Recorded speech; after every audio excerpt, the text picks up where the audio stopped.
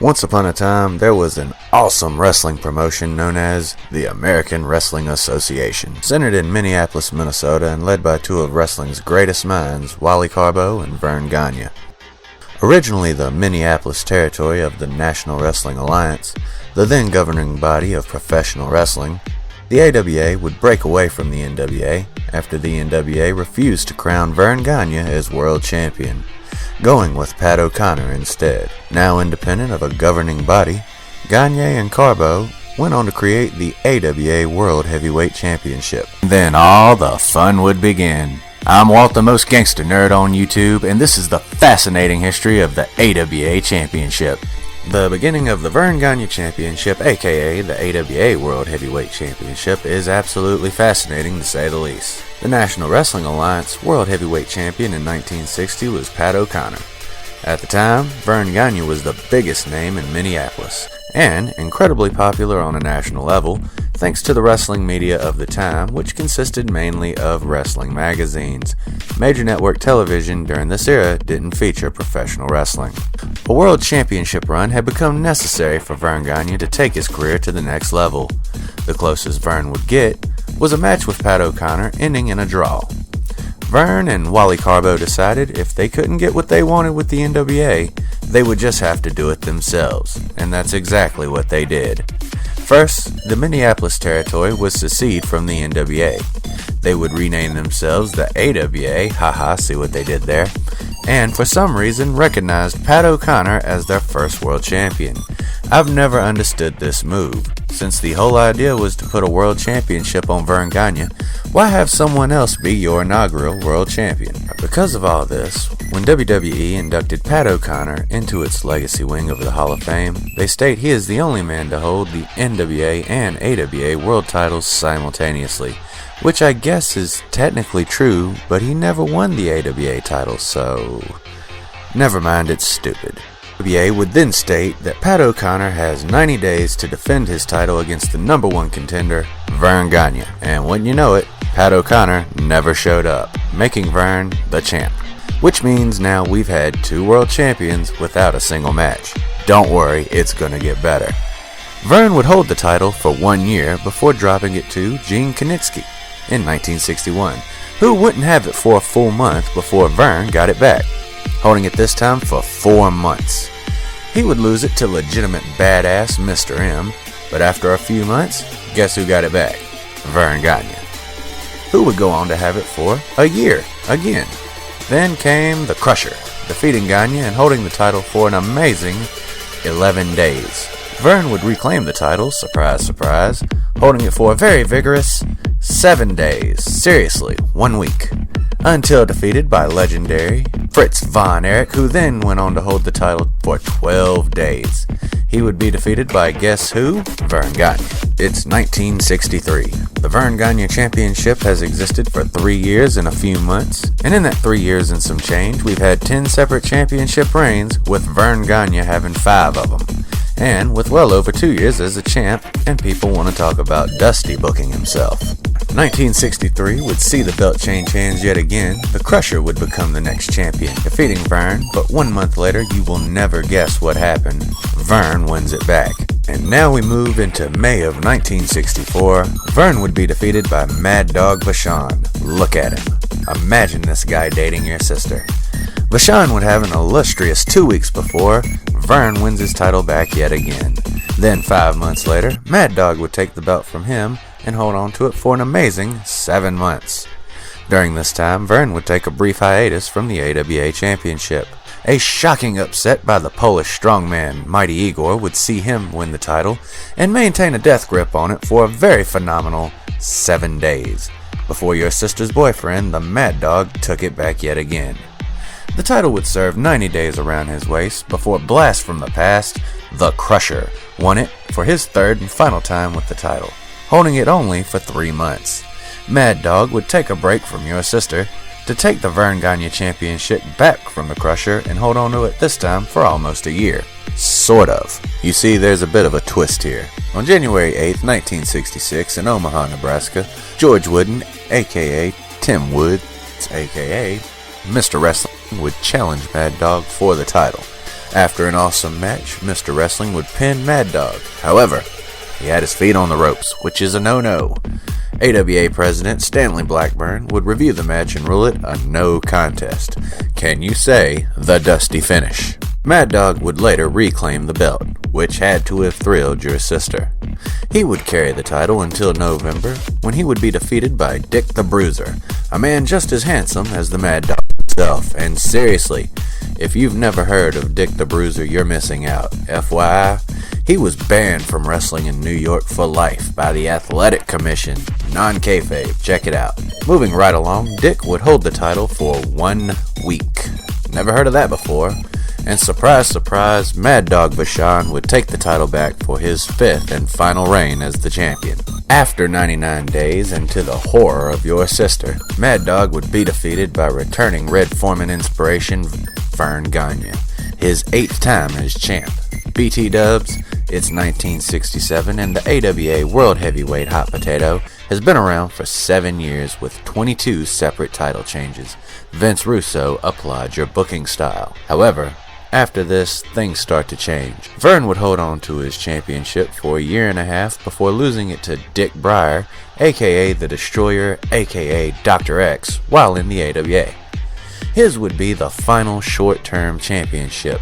He would be defeated by, and you're gonna be shocked, Verne Gagne. 2 weeks later, to mark his 9th time as champ, and his 9th time as champ would be significant, he would hold the title for an incredible 2,625 days from August 1968 until November 1975, his 9th AWA Championship 7-year reign. He's his own version of both Ric Flair and Bruno Sammartino. But in 1975, a breath of fresh air would come into the Verne Gagne Championship picture in the form of 40-year-old Nick Bockwinkel. Bockwinkel would defeat Verne the Word and go on to defend the title for 5 years, which is an incredibly lengthy run for anyone not named Verne Gagne. But don't you fret, because guess who beats Nick? Big bad Verne the Man Gagne. Who's seen that one coming? And after reigning for almost another year, Verne Gagne would retire as the world champion in May of 1981. AWA would award the title to Nick Bockwinkel, and 1 year later in St. Paul, Minnesota, Hulk Hogan would challenge and defeat Nick Bockwinkel for the championship.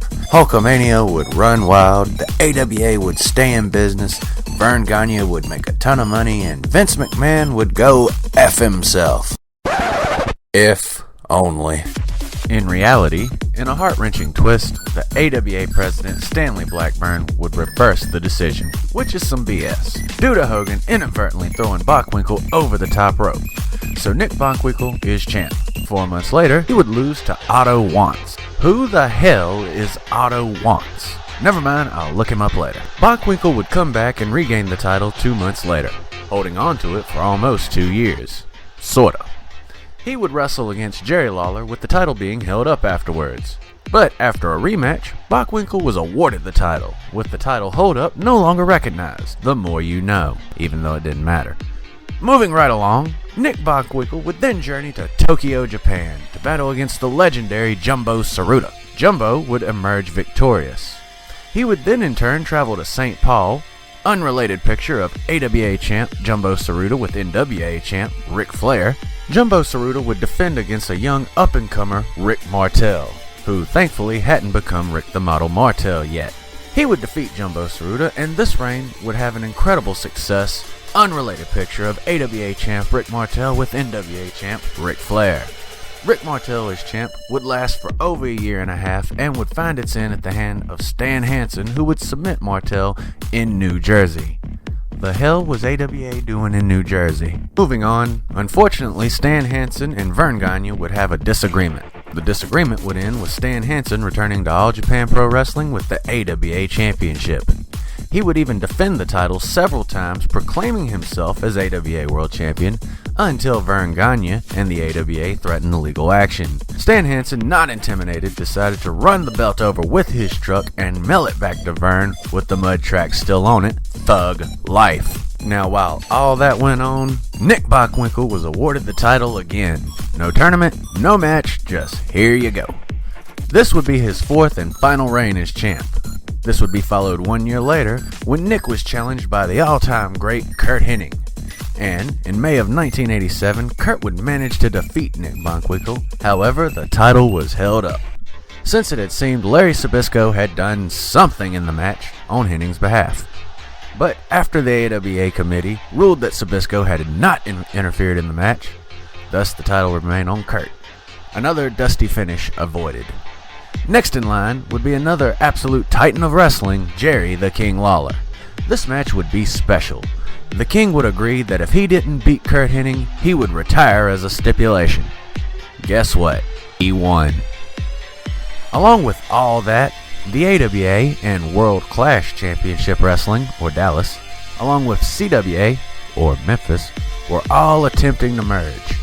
Whoever won the AWA belt would have a title unification match against Kerry Von Erich from WCCW, creating a unified AWA World Heavyweight title. And after an okay match with a twisted ending, Lawler would emerge victorious. However, if there's one thing that can get in the AWA's way, it was Verne Gagne. He and Jerry Lawler would have a falling out, which would lead to the King leaving with the AWA Championship. The AWA would have no choice but to strip Lawler. It would be February of 1989 when the living legend Larry Zbyszko would emerge the winner from a battle royal to become the next AWA champion.